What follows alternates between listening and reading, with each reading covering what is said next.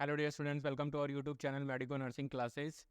आज एक नई वैकेंसी अपडेट लेकर के आप सबके सामने हाजिर हूँ।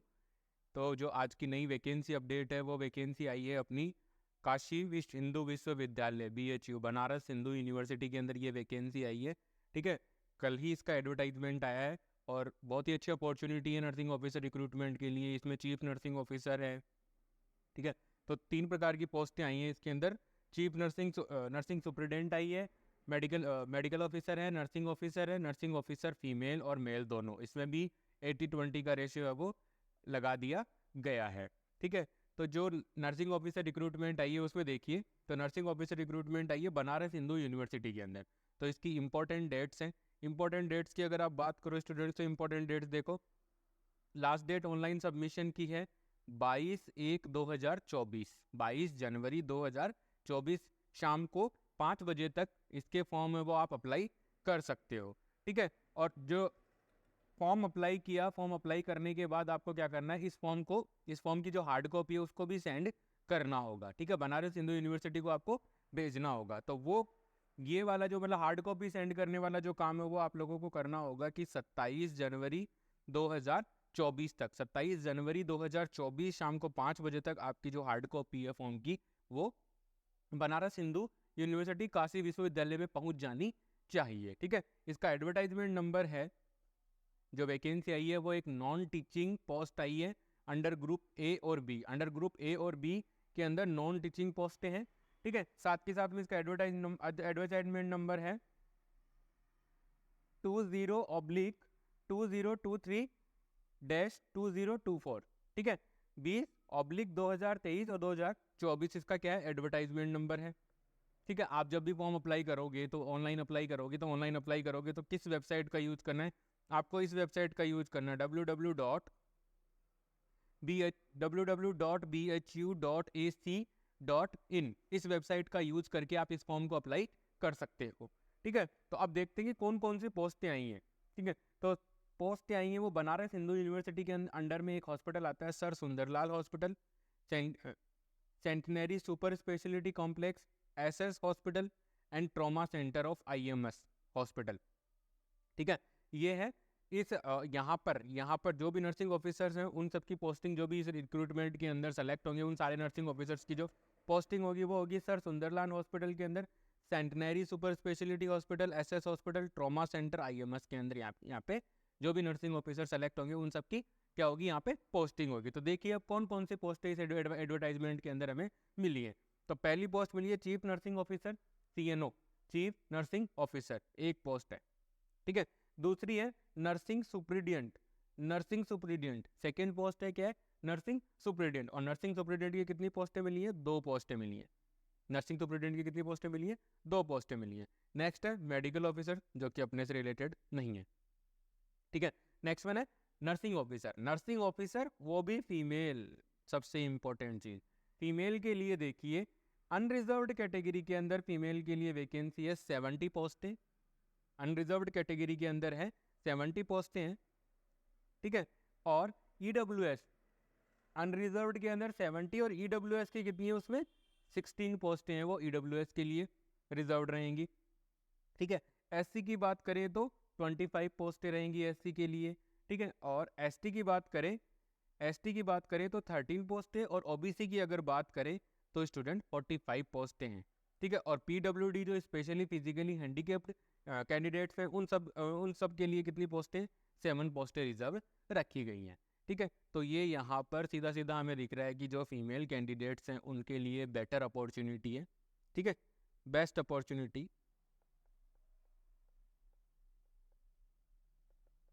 Opportunity for females. ठीक है, फीमेल्स के लिए बहुत ही ज़्यादा बेस्ट अपॉर्चुनिटी है। नर्सिंग ऑफिसर मेल वो देखिए, नर्सिंग ऑफिसर मेल की अगर आप बात करोगे तो अनरिजर्व्ड के अंदर 19 पोस्टें नर्सिंग ऑफिसर मेल के लिए, अनरिजर्व्ड पोस्टें कितनी है, 19। उसके बाद है EWS की पोस्टें कितनी आई है, 4। ठीक है स्टूडेंट्स, EWS की कितनी पोस्टें है, 4। और SC की है 6, ST की है 3, और OBC की मिलेंगी आपको 11, और PWD की 2। ये सारी पोस्टें हैं फीमेल्स के लिए, ये वाली पोस्टें हैं मेल्स के लिए। ठीक है स्टूडेंट, ये वाली पोस्ट किसके लिए, मेल के लिए है। ठीक है, तो ये सारा हो गया पोस्ट का डिस्ट्रीब्यूशन की किस तरीके से कौन कौन सी पोस्ट कितनी कितनी पोस्टें आई है। ठीक है, आगे हम देखते हैं इनका क्वालिफिकेशन क्या है। ठीक है, तो क्वालिफिकेशंस की स्टूडेंट्स अगर आप बात करोगे तो सीएनओ की जो क्वालिफिकेशंस है उन क्वालिफिकेशंस के अंदर सीएनओ की जो क्वालिफिकेशन उसमें रखा गया है एमएससी नर्सिंग रखा गया है, 18 ईयर एक्सपीरियंस रखा गया है। ठीक है, जिसमें क्या है 5 साल का टीचिंग एक्सपीरियंस होना जरूरी है। मिनिमम एक्सपीरियंस आपका 500 बेडेड के अकॉर्डिंग होना चाहिए। और उसके साथ साथ क्या क्या हो सकता है, ठीक है, जो रेगुलर पोस्ट के ऊपर है, ठीक है, जो प्रीवियस एक्सपीरियंस है जिसको रेगुलर पोस्ट के ऊपर, ठीक है, minimum of experience of 5 year at the level of, अगर आपने पे लेवल 11 के ऊपर आपने अगर 5 साल काम किया है तो आप भी अप्लाई कर सकते हो। और सीएनओ की पोस्ट के लिए, चीफ नर्सिंग ऑफिसर की पोस्ट के लिए जो मैक्सिमम एज लिमिट है वो कितनी है, 50 ईयर्स। 50 ईयर क्या रखा गया है, सीएनओ की पोस्ट के लिए एज लिमिट रखी गई है। ठीक है, नेक्स्ट देखते हैं नर्सिंग सुपरिटेंडेंट की। नर्सिंग सुपरिटेंडेंट है वो भी लेवल 11 का पे लेवल है। ठीक है, इसमें क्या माना गया है, एसेंशियल क्वालिफिकेशंस की बात करें स्टूडेंट्स कि एसेंशियल क्वालिफिकेशंस की अगर बात करें तो एमएससी नर्सिंग मांगे, एमएससी नर्सिंग होना चाहिए, 15 साल का एक्सपीरियंस होना चाहिए। ठीक है, और 500 बेडेड एक्सपीरियंस होना चाहिए, और क्लिनिकल मैनेजमेंट का 3 साल का, और टीचिंग का एक्सपीरियंस होना चाहिए इसको 15 साल का। ठीक है, तो ये यहाँ पे बताया गया है बीएससी नर्सिंग वाले भी अप्लाई कर सकते हैं नर्सिंग सुपरिटेंडेंट के लिए, लेकिन उनको 18 ईयर का एक्सपीरियंस होना चाहिए। ठीक है, एक रिकॉग्नाइज नर्सिंग कॉलेज के अंदर 18 साल का अनुभव होना चाहिए एक नर्सिंग कॉलेज के अंदर उनको। ठीक है, और रिकॉग्नाइज हॉस्पिटल से 500 बेडेड हॉस्पिटल से उनको 3 साल का क्लिनिकल का एक्सपीरियंस होना चाहिए। तो मतलब इसमें टीचिंग एक्सपीरियंस भी ज़रूरी है, टीचिंग एक्सपीरियंस साथ के साथ में क्लिनिकल, ये दोनों जरूरी है इन दोनों पोस्टों के अंदर। इसमें भी टीचिंग है, teaching experience and clinical experience, दोनों चीज़ें यहाँ पर क्या है, जरूरी है स्टूडेंट्स। ठीक है, नेक्स्ट आप बात करते हैं essential qualification for nursing officer की। नर्सिंग ऑफिसर्स के लिए क्या क्वालिफिकेशन है, तो नर्सिंग ऑफिसर के लिए क्वालिफिकेशन की अगर आप बात करोगे स्टूडेंट तो पे लेवल 7 होगा। पे लेवल क्या होगा उनका, 7 लेवल पे लेवल है, सेंट्रल गवर्नमेंट के द्वारा जो डिसाइडेड पे लेवल है उनमें उनका 7th लेवल के ऊपर है। ठीक है, इसमें क्या क्या चाहिए, इनको चाहिए बीएससी नर्सिंग, बीएससी नर्सिंग होना चाहिए। ठीक है, किसी भी यूनिवर्सिटी के साथ बीएससी नर्सिंग हो, पोस्ट बेसिक रिकॉग्नाइज यूनिवर्सिटी के साथ पोस्ट बेसिक हो सकते हो, आप बीएससी नर्सिंग हो सकते हो। ठीक है, बीएससी नर्सिंग हो सकते हो, पोस्ट बेसिक नर्सिंग हो सकते हो। आप रजिस्टर्ड होने चाहिए आरएन जो भी आपका स्टेट काउंसिल है, जो भी आपका पर्टिकुलर स्टेट काउंसिल है उसके साथ आप RN registered nurse and registered midwifery number आपके पास होने चाहिए, मतलब नर्सिंग में काम करने का लाइसेंस होना चाहिए आपके पास। ठीक है, उसके बाद 1 ईयर ऑफ एक्सपीरियंस, अगर आप बीएससी नर्सिंग कैंडिडेट हो, बीएससी नर्सिंग या पोस्ट बेसिक कैंडिडेट हो, तो आपको क्या चाहिए, 1 year of experience, minimum 50 bedded, 50 bedded hospital, 50 bedded hospital experience, 1 year experience. ये किसकी बात हो रही है, ये बात हो रही है सिर्फ बीएससी नर्सिंग वालों की, BSc nursing and post basic BSc nursing, post basic BSc nursing वालों की बात। ठीक है स्टूडेंट्स, तो ये हो गया है हमारा किसके लिए हो गया है, जो भी बीएससी नर्सिंग कैंडिडेट्स हैं। अब हम बात करते हैं जो डिप्लोमा कैंडिडेट्स हैं, जीएनएम कैंडिडेट्स हैं। तो जो डिप्लोमा वाले कैंडिडेट्स हैं उनके लिए क्या है, डिप्लोमा कैंडिडेट्स हैं उनके लिए क्या है, उनके पास एक डिप्लोमा होना चाहिए। ठीक है, वो रजिस्टर्ड होनी चाहिए स्टेट नर्सिंग काउंसिल के साथ, जो भी आपका पर्टिकुलर स्टेट है उसके साथ आप क्या होने चाहिए, रजिस्टर्ड होनी चाहिए। ठीक है, उसके बाद सबसे लंबा प्रोसीजर हो गया 2 year of experience in minimum 50 bedded hospital after acquiring educational qualifications.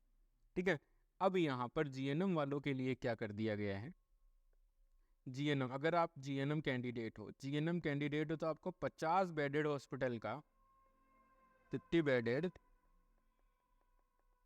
50 bedded hospital का आपको कितना एक्सपीरियंस होना चाहिए, आपको 50 बेडेड हॉस्पिटल का एक्सपीरियंस होना चाहिए 2 ईयर का। जीएनएम का जो आपका रजिस्ट्रेशन, जीएनएम का डिप्लोमा रजिस्ट्रेशन होने के बाद as a GNM nurse, general nursing and midwifery आपका रजिस्ट्रेशन हो जाता है स्टेट नर्सिंग काउंसिल के अंदर। उसके बाद आपको 2 ईयर का एक्सपीरियंस होना चाहिए। आपको कितने ईयर का एक्सपीरियंस होना चाहिए, 2 ईयर का एक्सपीरियंस होना चाहिए, तब जा करके आप क्या कर पाओगे, एज ए GNM कैंडिडेट आप BHU वाली नर्सिंग ऑफिसर रिक्रूटमेंट एग्जामिनेशन के लिए क्या कर पाओगे, अप्लाई कर पाओगे। ठीक है, बहुत ही अच्छी अपॉर्चुनिटी है।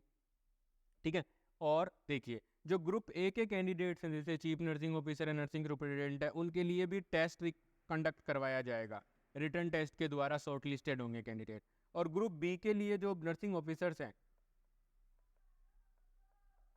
ऑफिसर्स हैं उनके लिए भी क्या होगा, उनके लिए भी यहाँ पर क्या करना पड़ेगा, उनके लिए भी उनको भी क्या करना है, टेस्ट देना है। ठीक है, और ऑल्सो स्किल टेस्ट ऑल्सो भी कैंडिडेट ऑल्सो जो स्किल टेस्ट है वो भी कंडक्ट किया जाएगा। ठीक है, तो जो इसमें एक इम्पॉर्टेंट बात ये बताई गई है कि अगर आपके पास क्वालिफिकेशन, जो भी क्वालिफिकेशन इन लोगों ने बताए हैं वो क्वालिफिकेशन अगर आप लोगों के पास नहीं है तो प्लीज़ आप अप्लाई ना करें, वरना आपका फॉर्म है वो रिजेक्ट हो जाएगा। अब जो फीस है वो क्या है, नॉन रिफंडेबल है। ठीक है, फीस क्या है, नॉन रिफंडेबल फीस है, और नॉन रिफंडेबल फीस है। साथ के साथ में फीस कितनी है वो देखते हैं। तो फीस की बात करें तो जो जनरल कैंडिडेट्स हैं, EWS और OBC कैटेगरी की जो कैंडिडेट्स हैं, उन कैंडिडेट्स के लिए तो क्या है, 1000 रुपये। ठीक है, और SC ST और इन सब के लिए कितनी है, 500 रुपये। ठीक है, और आपको जो फॉर्म है वो भरना है ऑनलाइन फॉर्म भरना है, जिसकी वेबसाइट मैंने आपको बता दी है। जिसकी वेबसाइट क्या है स्टूडेंट, जिसकी वेबसाइट है www.bhu.ac.in। इस पर जाकर के आपको क्या करना है, अप्लाई करना है। अप्लाई करने के बाद जो हार्ड कॉपी होगी उसको भी आपको सेंड करना है। ठीक है, उसको हार्ड कॉपी को आपको सेंड करना है। तो हार्ड कॉपी को सेंड करने के लिए जो पर्टिकुलर एड्रेस है वो मैं बताता हूँ आपको अभी। ठीक है, अब वो जो एप्लीकेशन है, जो एप्लीकेशन ये देखिए, यहाँ पर आप ईमेल कर सकते हो अगर आपको कोई भी दिक्कत आती है फॉर्म भरने के लिए। फॉर्म भरने की प्रोसेस में अगर आपको कोई भी प्रॉब्लम आ रही है तो उस प्रोसेस के लिए आप यहाँ पर ईमेल कर सकते हो कि recruitment@bhu.ac.in पर जाकर के आप जो भी आपको फॉर्म भरने में फॉर्म फिलअप करने में कोई दिक्कत आ रही है तो आप वहाँ पे जाकर के क्या कर सकते हो, अपना ईमेल कर दीजिए, आपकी ईमेल का जल्दी से जवाब आ जाता है। ठीक है, साथ के साथ में आपको क्या करना है, जो डाउनलोडेड फॉर्म है, ठीक है, डाउनलोडेड फॉर्म है, उस फॉर्म को भेजना है आपको। एनक्लोजर जो भी एनक्लोजर मांगे जाएंगे उसके अंदर, उसमें भेजना है to the registered office of registrar recruitment and assessment cell, Holkar house, BHU Varanasi. ये पिन कोड दिया गया, यहाँ पर आपको भेजना है 27 तारीख से पहले, मतलब 27 जैन 2024। उससे पहले आप लोगों को क्या करना है, इस फॉर्म की हार्ड कॉपी करनी। Address for hard copy send, address for hard copy to be Saint.